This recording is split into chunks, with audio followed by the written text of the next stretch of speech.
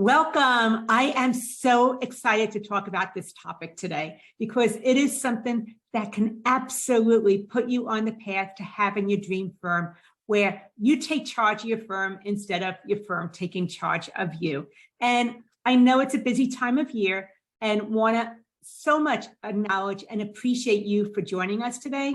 You're busy working in your business, taking care of your clients. I understand that, but you've stepped away to join us today, which is working on your business, that advanced move that can go ahead and raise the bar for your firm and the services that you offer your clients. So today's topic is how to make 2023 your best year ever, increase your market share, and raise your profit margin. I have a goal. If Martin Luther King would have started out with those words, his speech would have fallen flat. So think about that. Goals really don't inspire for the majority of people. Now they do for a subset, but for most people, there are things that are actually better than goals. And we'll start to go into that today and how it influences your path and the direction you take with leading your firm down the road in its future growth. If you find you're an accounting professional and you have potential new clients coming to you, and a part of you is hesitant to even take them on because more clients means more work from you, which means that you're already maxed out, and how are you going to even fit that into your calendar and your workflow? Or possibly that there are things that you do for your clients because without charging them, just because you don't know how to charge them for those things, or you're writing things off, or you're reducing their bill and their invoice, it's not really reflecting the full value of your work. Or possibly you have clients coming to you with all these different requests and you simply say yes to everything because it'll add revenue and you feel that that is being customer focused. If any of those things are going on for you, then you are absolutely in the right place today. Steve, go ahead and introduce yourself, please. Lauren, I would love to. So hi, my name's Steve Fogelman. As you can see by the last name, Lauren and I are related. We have been married happily for quite a while. And I'm going to be your co-host. I'll be working the chat and I will be working the questions. So if you do have any questions when we do our polls, that would be a great time to get a question to me that I can get over to Lauren. And I am a therapist turned business coach. Lauren, it's back to you. Thank you, Steve. A little bit about me, some of you already know, but for those of you who are here for the first time, I'm a sports psychologist turned business coach. And what I have seen on my journey is that my education gave me everything that I need to do what I do really, really well. But it also prepared me to be an employee instead of a business owner or an employer. Because of that, there were a couple of gaps I needed to figure out. And the first one was how to communicate my value. How do you express what you do so people actually get it and see the value of what your work? So really having those right words. The second thing is how to be able to enroll people into working with me when I didn't like the sales part. And if you go through business school, they don't even teach sales in school. They teach, there's an entire marketing department, but no sales. And then the third thing is how to price my services when I didn't want to connect my fees to time. And that's the three things that I see a lot of accounting professionals need as well, is communicating their value, enrolling clients without being salesy, and how to be able to price your services so that you're not tied to time, which limits your income. And as you can see, I have been named as one of the top 22 business coaches by HubSpot from 2018 to 2022. And that is my Amazon #1 bestseller, The Success Solution. What we're going to cover today is the #1 dream firm secret, unleashing your potential, and how to 3x your business is how we'll wrap up. If you are interested in knowing how to be able to implement this, be able to get all the insights, get it done, you're tired of thinking about it, and you want to finally see results, I will show you how to be able to actually get this happening as we wrap up today. Well, let's go ahead and get started. The #1 dream firm secret is the first thing that we're going to be looking at. However, we have our first poll question. Do you follow an agenda? I have a daily to-do list that keeps me focused. Each month I set new goals, or client crises hijack my plans. So do you follow an agenda? Daily to-do lists keep me focused. Each month I set new goals, or a client crisis can hijack, and probably does, hijack my plans. So like I said, if you do have any questions, this will be a great time to get them over to me or put them in the chat, and I will be sure to get those questions over to Lauren. And let's see, we're probably at that point. Okay, go ahead and let's shut it down. 3, Okay, 2, 1. 1. There we go. Daily to-do list is 22%. Each month I set new goals is 0%. And client crises hijack my plans is 78%, which is really evidence that you need to be here. So once again, thank you for being here. And Lauren, what are the steps to increase your income without working additional hours? Well, this is really about having a strategic plan. That is the essence of what we're diving into today, is that when you know your destination, then you can determine whether the things that you're doing are actually helping you get to that point and really are on track for hitting it, or whether maybe you've gone off course and you need to course correct.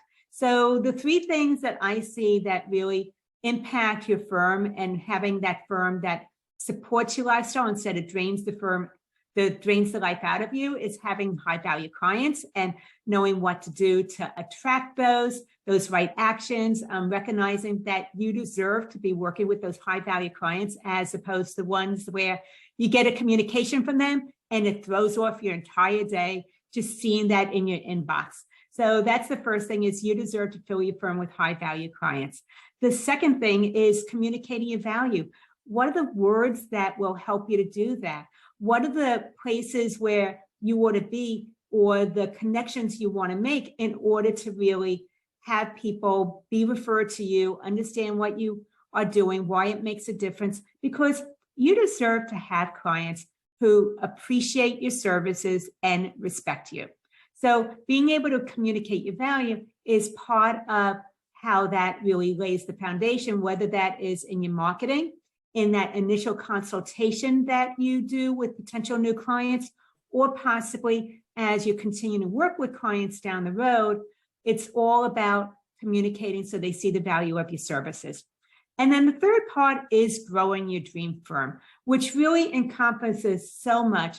It's about having fees that reflect your value, working with those dream clients, having processes in place in order to be able to increase your revenues without having to demand even more time, giving, but not really having it reflected in your bank account. So it's possible to be able to grow your firm without feeling like a slave to your business, and to have a business that raises your quality of life instead of takes from it. And as I mentioned, I'll talk more about it later, but I will be hosting my annual strategic planning retreat. It's all virtual on November 9th and 10th. So I'll give more about those details later on. Well, Lauren, we have a timely topic today, and that was really evidenced by the 0% on one of our polls. But we regularly speak to accounting professionals, and they want to grow their firm, but how do they plan to grow? Well, one of the things to first recognize is that 63% of firm owners actually plan for their next year's growth. And that is great that over half of firm owners are doing that. But if you're not doing that, then that's something to think about. Or maybe you do it, but it's not really inspiring. And so you go ahead and you don't really keep to your plan or reference it during the year. So those are things to think about. Is it's great that 63% of firm owners are actually creating a plan, but are they actually referring back to it throughout the year in order to make strategic decisions, or are they going back to random growth? And as you were mentioning about the firm owners and how they grow their business, Steve, I wanted to go ahead and answer that a little bit more. Sure. There's a difference between working on your business versus working in your business. Working on your business is the things you do today, which lead to growth tomorrow. That is really the essence of a strategic plan. It is, as I mentioned before, setting that destination of what it is you want to achieve, and then being able to have some milestones or set points along the way to see whether you're on course or whether you actually need to course correct. And then working in your business are the things that are taking care of your clients right now, your workflow, answering questions, having conversations with them. So the things you do today are going to bring in revenue and pay your bills and also go ahead and give you your steady paycheck. But it's also that at times when you're working in your business a lot and not spending any time working on your business because you're too busy, is you end up with random growth. So a request comes in, you say yes to it, but you're not really thinking about whether it's aligned with where you want to take your firm or not. Well, growth is often paired with goal setting, even though we don't like goals. What are your thoughts about that? Well, I believe that doing goals is better than nothing. However, because I talk to so many firm owners, the majority of them never, ever have any type of business plan, whether they start out or maybe looking at it and revamping it on a year-to-year basis. So they're very clear about the direction that they're taking their firm.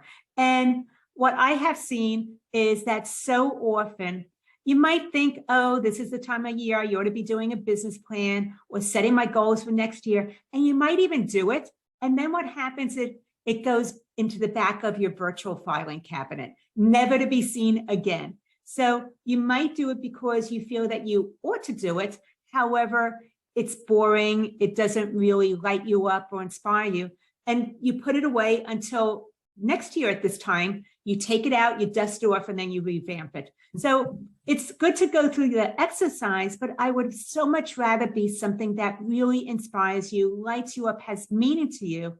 And that means that it's not going to be a business plan. And the other part is that over and over again, when we think about goals and goal setting, we think about SMART goals, which is specific, measurable, achievable, realistic, and time sensitive. If you are a firm owner, there's probably nothing realistic about why you decided to go in this direction. The sure thing was staying as a W-2 with a steady paycheck. But you decided to do something that was maybe a dream or had meaning for you, or you felt that you needed more flexibility. So there's nothing realistic necessary about becoming a firm owner. And as a firm owner, this means that you are somewhat of a visionary. You had some ideas of where you wanted to take your firm. And I just want to say that those things, when we look at them being SMART goals and related to that, they have 3 flaws. SMART goals are uninspiring. They're pretty static. Either you're succeeding or you're failing. And they're usually externally driven, solely about hitting a certain number or metric. And because those are actually flaws with SMART goals. And SMART goals were originally invented around the 1980s or so, because they found that corporate America was just doing the bare minimum. They had quiet quitting going on in the 1980s also, where people were uninspired at their jobs. They were just doing a 9-to-5 for a paycheck, but it wasn't really meaningful for them. So corporate America came up with SMART goals, because if they can get their employees to do 3% more work and productivity, that would be meaningful to the bottom line and make their shareholders happy. But that might be good for an employee. However, as a business owner, SMART goals are not inspiring. When I first met Karen, she was definitely someone who said yes to everybody who asked her for things to do, including the fact that she's an accounting professional, and with one of her clients, she had an open door policy. He could just come in anytime he wanted to and talk to her and hijack her entire day. Or the fact that there were some people that wanted her to answer the phones for them, and she was doing that also. So she was like doing all these different things that had nothing to do with accounting. And as a result of that, she found herself working so many hours. She was burned out. She was working harder than her employees were, and probably doing a lot of the lower level activities because she didn't want to delegate and overburden them. So as a result of that, we started working on how to get clarity about what it is that she wanted to focus on and some of the steps to start moving in that direction in order to be able to have a business that supported her instead of feeling like she was working all the time and that there was no quality of life. So by having that focus, she was able to actually bring in an additional $14,000 in revenue in 60 days and reduced her hours. The other thing that happened is that she was able to buy her dream home. And Karen's dream home was a house that was built in the late 1800s that had to be fully restored. And that's her dream home. But she was able to actually do that. That was really meaningful for her to be able to have that milestone or achievement. And think about what it is for you, that if you could do this particular thing, that would be really meaningful, and that somehow your business gave you the revenues or the time back to be able to bring back this thing or do this thing in your life. So what would be really meaningful for you if you were able to do something that you couldn't currently do now? And that was really the essence of what happened for Karen as well. Well, Lauren, let's go on next to unleashing your potential. But before we do that, we have our next poll question. So this is about your growth plan. What is your growth plan? It's organic according to the client requests. I created a business plan when I first started. I review my business plan more than once per year. Every quarter, I adjust my business plan. Once again, what's your growth plan? It's organic according to client requests. I created a business plan when I first started. I review my business plan more than once per year, and every quarter I adjust my business plan. And Lauren, I do have a question that just came in, unless you see another one that's popping up, but why, somebody is asking, why do we need a strategic plan? I believe that goes ahead and informs you of direction. It lets you really be aware of what it is that you want to achieve. And once you have that strategic plan, then when opportunities come to you, you can make an informed decision as whether they're aligned with your strategic plan and you ought to say yes, or maybe you ought to postpone that opportunity for a later date because it's not aligned with your plan and what you're going, or you see that it is an opportunity that might throw you off in a different direction, like chasing squirrels. And as a result of that, that decision ought to be a no. So having some guide as to the direction you're going in helps you make decisions about the opportunities coming to you today and whether they're aligned with your plan or not. And Christian had a comment about her business plan, that it's organic, and I didn't see the rest of it. Do you have that up there, Lauren? Yeah, Christian, you just want to go ahead and share that out loud? Yeah, that would be great.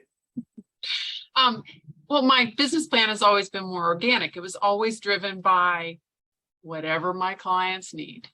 And so I was really being controlled a lot by that. But I feel like during our time together and more of these conversations, I'm becoming far more intentional with my goals that are not really measured by what I can do for my clients, but more how I want to operate my business and how I want to serve my clients. And because of you being more intentional about what you want, where you're actually considering your needs as opposed to putting everybody else's needs first. And not that we don't want to take care of our clients, we definitely do, but we need to take care of ourselves for it to be sustainable. What are some of the changes maybe that you've noticed because you've been more intentional, Christian? My clients text me at 8, 9, 10 o'clock at night. I work on the weekends. I do whatever they need. But now, like, you can see that I'm wearing a cute little tennis outfit. It's because I got to play tennis today. And actually, I get to play again later tonight. But these are small changes that, because my boundaries are better and because I'm being more intentional with how I want to spend my time and how I want to serve the clients that I have, it's allowing me to organize my life more like I want it to run. And Nice. as you decide, and I think that is really wonderful, because it might be something that people stress over as you start to say, yes, I'm going to do this, or no, I'm not going to answer that text at Friday, 8 p.m. I hope that they don't get upset with me. Do you feel like there was any resistance or pushback once you started putting boundaries in place? I think the pushback that I got was in my own brain. Because I had a client that I was at my son's tennis tournament on Friday afternoon, and a client texted me. I didn't respond till Monday morning. And I was like, hey, hope you had a great weekend, getting back to you. I didn't apologize. I didn't anything. It was more like, okay, work hours are now here. If I choose to do something on the weekend, that's on me. But a lot of times I don't respond to the client on the weekend, even if I've worked on something, because that's my time. Nice. I appreciate you sharing that. And So I feel that having Yes. that business that supports your lifestyle is so important. So good for you. Thanks for sharing, Christian. Yeah, I was just going to say that it's important to set boundaries and to train your clients. That's a very, very different concept. But let's go back to the growth plan. Okay, go for it, Steve. Organic is 64%. I have a business plan. When I first started, 18%. I review my plan more than once per year, 9%. Every quarter, I adjust my business plan, and that is also 9%. Thank you. Moons, look at that. Is there something better than a goal? I know that we've kind of beaten this goal thing like over the head a lot of times, but what's different than a goal? What's better than a goal? Well, I think that this is taking the lead or the inspiration from John F. Kennedy. John F. Kennedy was president on the heels of a war-torn nation where we were moving in different directions. And he decided to declare that we were going to be the first to plant our flag on the moon. And at that point, we were in a space race with the USSR, and they had already launched a cosmonaut into space successfully and back, and we hadn't done that yet. So for him to be able to declare we were going to be the first to land on the moon and plant our flag there was a very far-fetched, long vision. But that's the thing, is that he had a vision of what our nation was capable of doing. And when he declared that vision, he didn't yet have the know-how. The technology hadn't been invented, and a lot of the materials to be able to safely get astronauts up to the moon and back hadn't been invented yet either. But it was his vision that really brought together and inspired a nation to be able to come together and really move in a similar direction. So that is just something to think about. It's the vision that really is going to keep you going. It's not about the goals. Well, you mentioned that the I Have a Dream speech, which I absolutely think is fantastic, and the first moon landing. How does all this relate to a strategic plan? Well, I want you to think about yourself and your firm. Now, the revenues and the money is important because that's what keeps you operational, and that allows you to take care of your financial responsibilities too. But what I love about working with my clients is that I understand the meaning behind them wanting to have increased revenue or being a firm owner. So I'm understanding the story behind the story. And that is what lights me up. It's really hearing about what is possible because of the fact that they can go ahead and move forward with their firm, increasing the revenues and also getting their personal time back, taking charge of their firm. And think about that for you. What would that be? And if you want to go ahead and put that in the chat, what it is that you would love to do that would be meaningful for you, if you were able to get back some of your free time, if you had increased revenues because you were a firm owner, I would love for you to share that, because not only does that inspire me, but that does inspire other people here as well. And these are some of the things that my clients have told me that are important to them, is the flexibility to be there for their family. They don't have to ask permission to take time off to, like Christian was saying, on Friday, be at a tennis tournament for her son. So she has the flexibility to be there for her family and adjust her hours accordingly. Also, the freedom to travel and work from anywhere. If you have a virtual business, then that is something you're able to do. Or if you have a brick and mortar business, but you have a team that really does the day-to-day work and you're more the CEO in your business, then that gives you a lot of freedom as well. Number 3 is funding your retirement, because who wants to rely on Social Security? You don't know if it's going to be around or not by the time you're able to access it. You want to be self-reliant, that by the time you're ready to go ahead and retire, that you will not have to lower your quality of life. And that means starting to go ahead and fund your retirement, planning for tomorrow by taking those small action steps today. Another one is building a church for her church. That was something that inspired her. And the last one, this person wanted to pay off her mom's mortgage as a retirement gift. So these are just some examples of how your firm can actually enhance your quality of life, be inspiring to you, part of your vision of what it is that you want to be able to do. And I just want to say those things are more important than just the money and the dollars in the bank. Krista said she wants to take more vacations. Christian said, my work is becoming more fulfilling because I don't resent my clients as much. So thank you. And if anybody else wants to share what it is that they want to achieve, what would be meaningful for them, please go ahead and put it in there. Well, what are some things to consider when creating this strategic plan that you're talking about? There's actually 3 things to think about.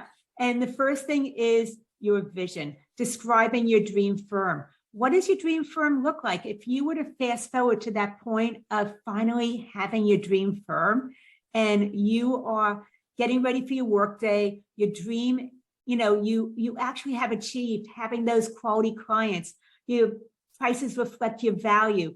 As a result of that, your bank account has grown, but you've been able to get back your personal time. Why does this matter to you? What would be different because of that? What would you be able to do once you've achieved that you couldn't possibly do now? So you really want to be able to clarify that vision. And I want to say that the more specific, the better when it comes to that. And I'll get to that in a moment. The next thing you want to look at is the strategy. Now that we know the destination of what it is you want to achieve, what are maybe some milestones along the way to know that you're on course or not? And I see the milestones as being like mini successes. They allow you to have these small wins that you're moving forward. They're evidence that you're on the right course and that things are moving in the direction that you wanted to. And those are small wins that you have along the journey in order to be able to keep you going and keep you motivated. And then the third thing is, after you have your vision and you come up with the milestones along the way, which is part of your timeline, then you need to start doing it and stop thinking about it. So this is where you stop researching and you start taking action and really making it happen. I will let you know that just transitioning from thinking about it to doing it changes something within you. You all of a sudden are looking at things in a different way. You're showing up in a different way. You're shifting your mindset to be open to considering things that you never, ever, ever would have considered up until now. And the other thing that happens with action is that it's very affirming in many, many different ways. And sometimes as you start taking action, opportunities come to you that didn't come to you up until that point in time. So those are the three things you want to think about: is having your vision and really clarifying it, having the strategy with the milestones along the way, and then finally doing it, even though it might feel that you don't have the confidence to take action. This is, once again, where you had the courage, the confidence comes later. Well, that's the big picture, Lauren. Let's kind of drill this down even further. Well, this is where, as you're thinking about that vision, that end result, it's similar to the GPS in your car. According to my research on neuroscience, the way that our brains work is we have what I call an inner GPS. It's called your reticular activating system. And basically, it really works just like your GPS. If you wanted to go to your friend's house in the next town and you've never been there before, you just get your friend's address, put it into your GPS, and then your GPS will go ahead and set the course to get you there. Well, you want to do that as well, is know your destination, because once you know your destination and become very clear about what it is that you want to do and want to achieve, as clear as the address to your friend's house, that type of clarity, then your brain starts looking for opportunities to be able to help you move in that direction. And the reason that we have that in a GPS is because we see it as a survival mechanism, where our brain sees this as being important to us. And so it's looking for those clues or those hints to really be able to take us in that direction, because it's important to our survival. And as you do that, you want to think about really being, as I mentioned, very specific about that, similar to your friend's address that you put in.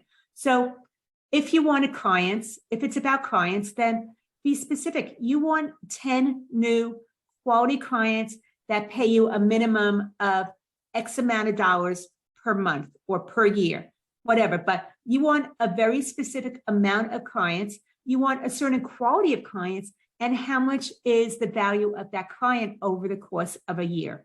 So that is very specific. Maybe you want to think about your time. And your time is, I want to be working 4 days a week in my business, a max of 32 hours a week, and be very, very clear and focused that some of my time will be spent doing client work, and then a percentage of my time will be spent working on my business development, expansion, focusing on those longer term projects. So that is something to think about with time. And maybe it's your role in the firm that you want to think about. Maybe right now you're the day-to-day technician in your firm, so it keeps you really tied to your firm and it affects your revenues also. But maybe the thing that you want to think about, and this applies even if you're a solo business owner, is that you want to be the CEO of your firm and really show up that way, as opposed to being seen as the consultant. And you want to also have clients be able to see you for your expertise, as opposed to seeing you as a technician. So those are some of the things to think about, not just think about your clients, your time, and your role, but to get very, very specific about how you define that and what it is that that means to you. When I first started working with Bill, he is very active in the community. And he says yes to a lot of things because he's what I call a servant leader. He is someone that really wants to lift the community up as he's lifting himself up also by giving back. And we were able to take his messaging, how he was able to communicate what he does for his clients and the services he offers, away from focusing on the tactical things that he does, the inputs, and really focusing more on the outputs, communicating how his services benefit business owners, the difference that business owners have when they have accurate financials, and how he's able to take them in a certain direction because he has an MBA in business. So we were able to shift away from them seeing him as an accounting professional into seeing him as more of a business consultant that happens to do accounting also. And as a result of that, he was able to bring in an additional $10,000 in new business in less than 30 days, not because he changed what he was doing, but because he was able to communicated in a better way that attracted those high value clients to him. And just think about it, if you were able to do that, how would that make a difference for you? Oh, Antoinette says, I want those things, working 4 days a week, 30, 35 hours a week as well. And that she wants a very set amount per month per client as well. So thank you for sharing that. Yeah, I saw that. So moving forward, we're going to be looking at how to 3x your business. But before we do that, Lauren, we have our next poll question. Mhm. And we can get that up on the screen, and there it is. And this is, what's your response to unexpected challenges? It creates overwhelm and distress. I research my options. I adapt to maintain momentum. Once again, what's your response to unexpected challenges? It creates overwhelm and stress. I research my options, or I adapt to maintain momentum. And while we're doing this, I just want to say, does anybody have any questions? I would love to have a brief conversation with you and answer any questions that are coming up. I love being able to make sure that this is time well spent. So if you have any questions, please feel free to unmute yourself, ask your question, and let's see how we can maybe work that out or give you some insights, because if you have that question, I know for a fact that somebody else will benefit from you asking that. So does anybody want to unmute themselves and let me know what their question is?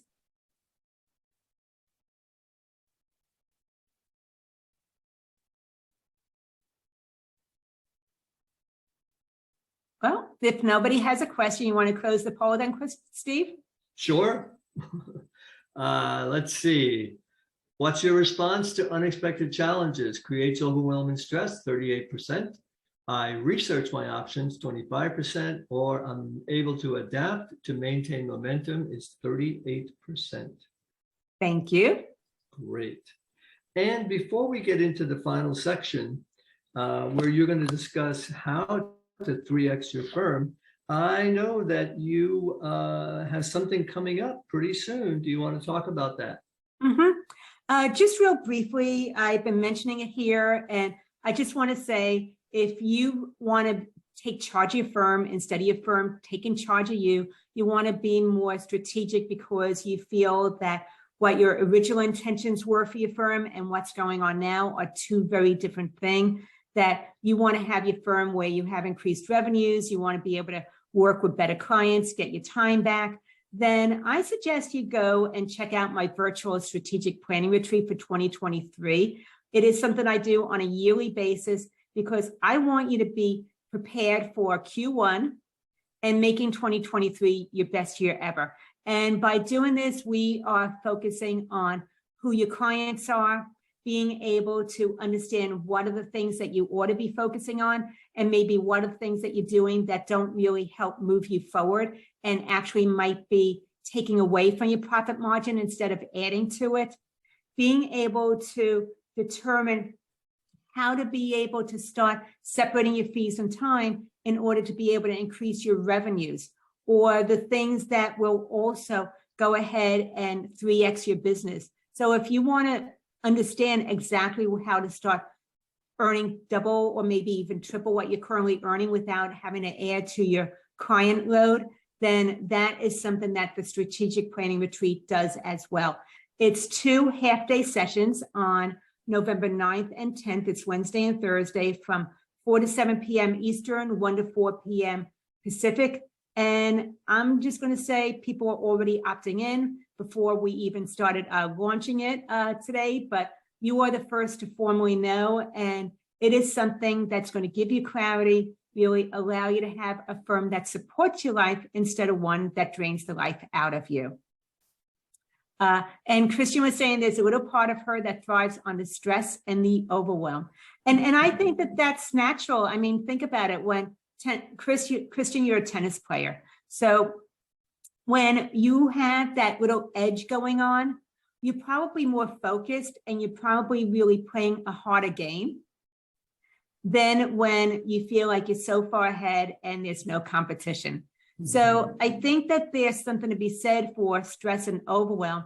You want it to be where it is motivating you and keeping you really focused, but you don't want it to be so great that it keeps you from being able to do your day-to-day work. It really hijacks your thinking and your focus, or you don't want it to be so easy that you're uninspired and you lose interest because you're getting bored.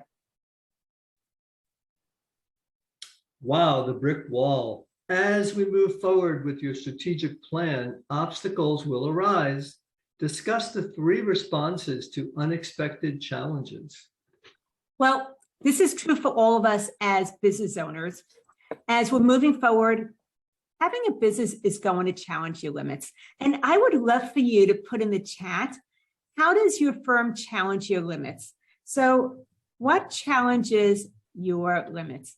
Would love to know what stretches your comfort zone, what challenges your limits, what maybe creates some anxiety for you because you don't know how to do it, or you're postponing doing it because it feels too overwhelming. So would love to hear from you what challenges your limits, because it's something that applies to every single one of us as a firm owner. And this is where I talk about the brick wall. So you are moving forward in your business, things are going okay. And then all of a sudden, bam, you've just hit this brick wall. And so the very first type of person is going to go ahead and slam into that brick wall and just say, forget it. I'm not meant to be doing this. I'll just go back to a job again and deal with things that are someone else's headache. So I can just shut down my computer at 5 p.m. and no worries. I'll go back to the status quo. So that's what I call the retreater, is they go back to their comfort zone and the way that things are stable, less risk, but it's not very inspiring for them. So that is the first type of person that runs into the brick wall. And then the second person who, once again, is going, and all of a sudden, bam, they're in that brick wall and everything comes to a dead halt, is going to be, okay, I need to take a couple of steps back and get some research as to what's going on, what my options are, what's the best way to move forward. And this person gets caught up in research and developing the game plan. And once they have the game plan, it feels like it reduces risk for them, gives them a little bit of comfort, and then they're ready to move forward. However, by doing this, what happens is that you're stopping momentum and then you're starting momentum again. And that takes a lot of energy to have stops and starts. It's similar to a plane with takeoff. The takeoff burns the majority of the fuel during the entire flight because it's going from no momentum, inertia, into climbing up to the right altitude and getting to the right speed. And that is true for us also when we have starts and stops in our business. So these people I call marinators. They need to think about it and let it sit in. And once they feel like they have some of the answers to reduce the unknowns and the risk, then they're ready to move forward again. And then the third type of person who also, once again, everything comes to a complete stop once they hit that brick wall. This type of person is going to be looking for any way through it, around it, above it, below it, any way possible to keep going. So they're more like the airplane in flight, where the airplane might be going towards a destination, but because of weather or maybe wind shear, it might veer off course, and then it's constantly course correcting, or similar to the cruise control on your vehicle, constantly course correcting, but course correcting with ongoing forward momentum. And that is the type of person that is really going to be the most successful, because they keep on going no matter what, and they just make these course corrections. And those are people that are called implementers. They're usually the top 1% in any industry, the people that we look up to that are already at the top. So that's something to think about, is there are retreaters, there's marinators, and there's implementers. Now, neither one is right or wrong. And for some things that are really meaningful for you, you might actually be an implementer. And then for something else that doesn't motivate you that much, you might be more of a marinator or a retreater. So we do go back and forth, but just think about, regarding your firm, if you are not in the right category and you would like to switch that, then there are ways to do so. Well, Lauren, as you mentioned, great slide. Success is messy. Building a dream firm can feel complicated and difficult. What helps to make it easier rather than harder? Well, this is where I want to go back to your favorite musician. I'm just going to go with Frank Sinatra. He is iconic. And Frank Sinatra did not move his own piano. He had an entire crew that was setting up his gigs, breaking down his gigs, taking his gigs from one destination to the next place, the next venue. He had a manager that was booking him for his world tours. He had a whole team of people that were doing things for him, and he just got to show up and croon. He did the most fun part of it. He was the talent, and he had a team behind him that was able to let him just focus on his highest value, which was being able to really sing in person, really give everything that he got during a concert. And that is something for you to think about also, is that as a firm owner, who is it that's helping you move your pianos, or are you moving all your own pianos? So as firm owners, especially in the beginning, we're shouldering everything that we're doing day-to-day operations in our business. But if you want to be able to go ahead and grow and be able to earn more without it being tied to your time, one way is to start to develop that A team that can really support you on your journey. And this applies whether you're a solo business owner or not, but you want to know who is on your A team. And something to think about then is that there's a difference between the golden goose and the golden eggs. So the golden goose is your A team. Who are the people that support you? And support is in so many different levels. This could be referral sources. This could be your community, possibly people on your team that are working in your firm. So there are so many different types of people you want to have on your A team, and those are the golden goose. Now, the golden eggs are your clients, the people who are giving you the revenue in order for you to have a business.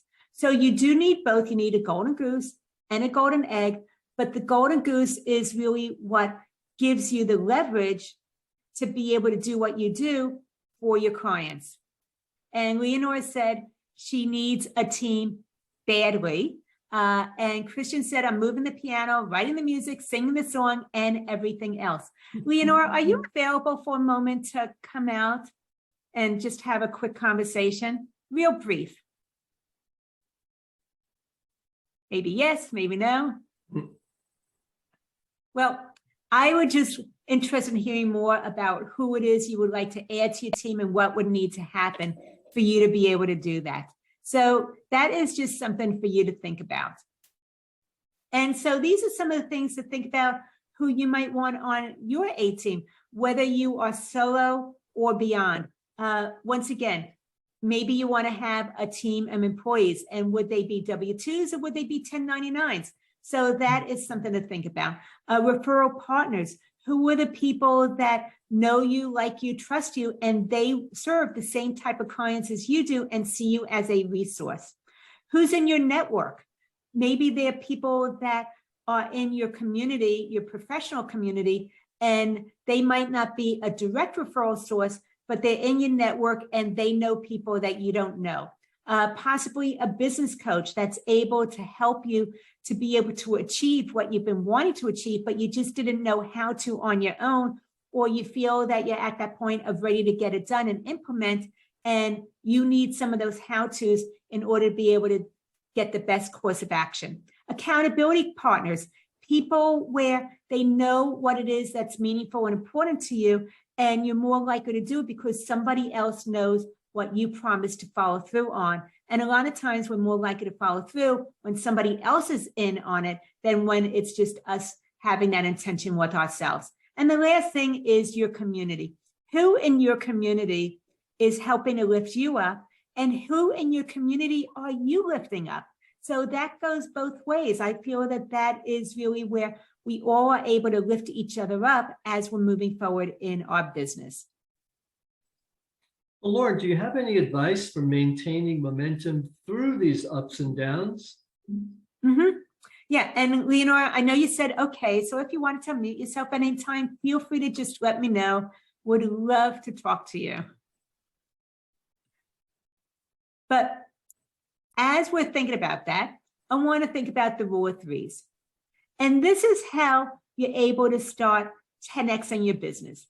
That's right. I'm not looking at 10% growth. I'm looking at that future firm that you want to have, where that is probably going to be 10x growth in some way. Just yesterday in one of my coaching groups, we were talking about turning your yearly revenues into your monthly revenues. So it's thinking in that way. But the way to be able to start moving forward on that path now is the rule of threes. And the rule of threes is, first of all, recognizing where you're doing things that are ineffective or inefficient and maybe just fluff. They keep you busy, but they really don't help you to move forward towards having your dream firm. That's the very first thing you want to think about. And then once you become aware that this is how the rule of threes work, is you want to look at 3 things that keep you from moving forward, that are maybe time wasters or not really aligned with what you're doing. And this could be people, places, or things. And you want to be able to get rid of 3 things that are not aligned with you moving towards your dream firm. So that's one part of it. The second part of the rule of threes is you want to think about what are those things that are aligned with your dream firm. Once again, people, places, or things that are helping you to move forward on your course to having the type of business that you want. And you want to focus more on those particular things. So once again, we want to be able to start eliminating 3 things that are really taking away and they're low value. And then we want to add in 3 things that are more high value and aligned with where you want to go. And the third part of the rule of threes is every 3 months. So every 3 months, you want to go ahead and set time aside to work on your business, looking at 3 things you can eliminate and 3 things you can focus more your intentions on more. So that's how the rule of threes works, is every 3 months, you're letting go of 3 things that don't work for you, and you're adding in 3 things that are going to help move you forward, those needle moving activities. And with Rihanna, she is someone who used to say yes to everybody. She is definitely a people pleaser. She would be receiving a text Friday at 8 p.m., stopping everything she was doing with her family and go ahead and get all the insights that that person requested and respond back to them pretty quickly.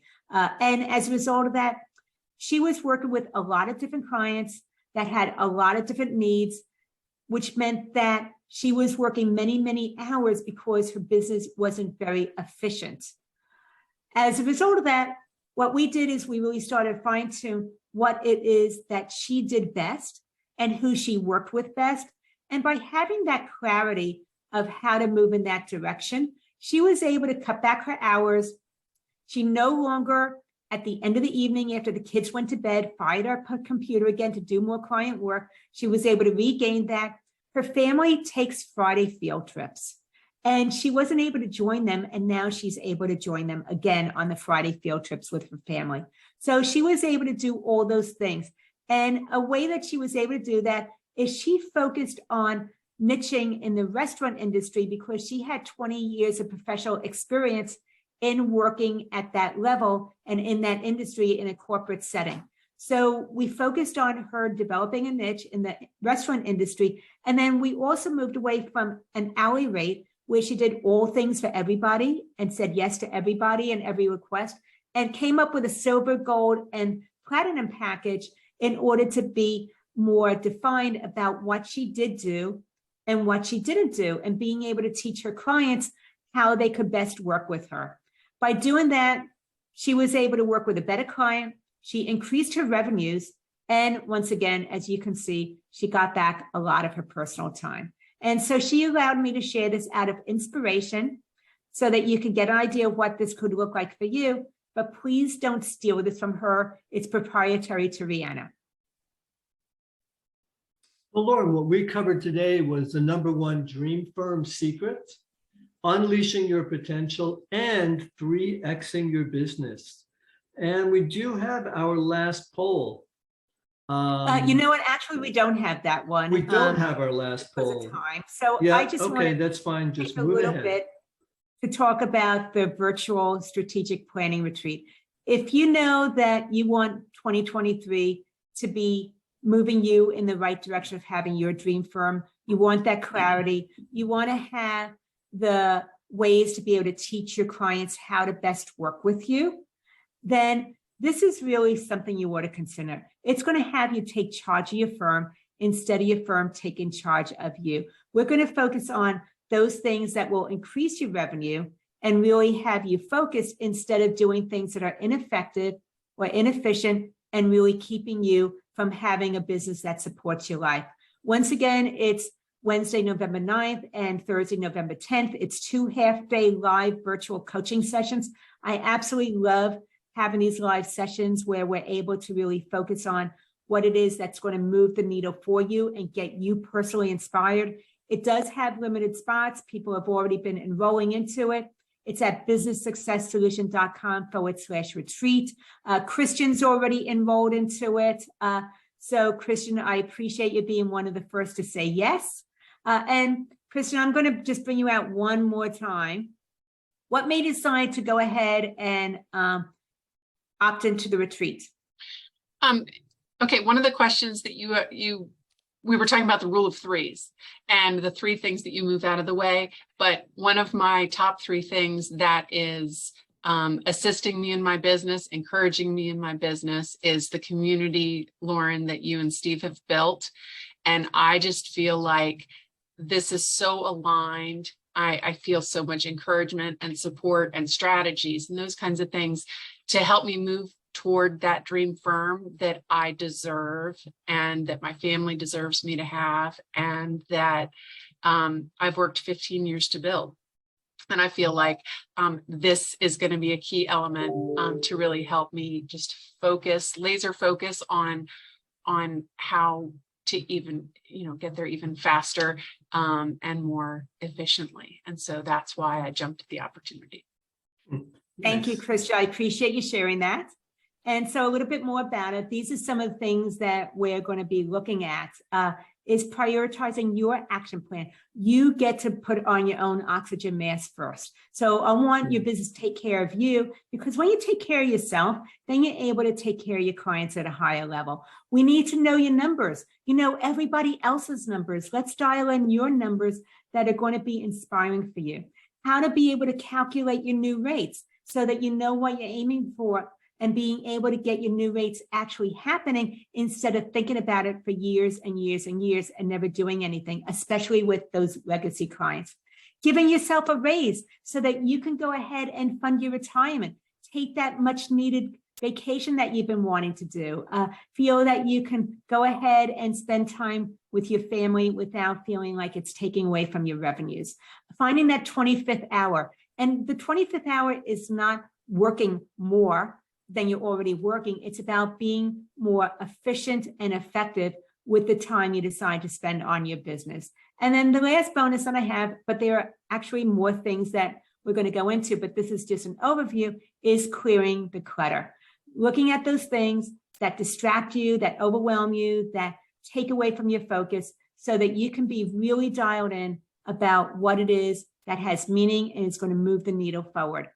Just the value of the bonuses is $7,400. And along with that, it's going to be coming away with your own strategic plan, your personal strategic plan. All this is going to be live coaching sessions. There's going to be recordings of the sessions that you can go back to and listen over and over again if you feel that there's something you want to hear again, to be able to even dial in more along the way. So that comes to over $14,000 in value, but that's not what the retreat is going to be. And like I said, this has a lot of value. We are looking to ramp up your revenues, and general public would be $2,500, but that's not what it's going to be for you. So if this inspires you, then the investment is $500. It is live, hands-on coaching. I do not hold back. I want you to win. I want you to have a firm that serves you in order for you to be able to then serve your clients in a quality, meaningful way to the highest good.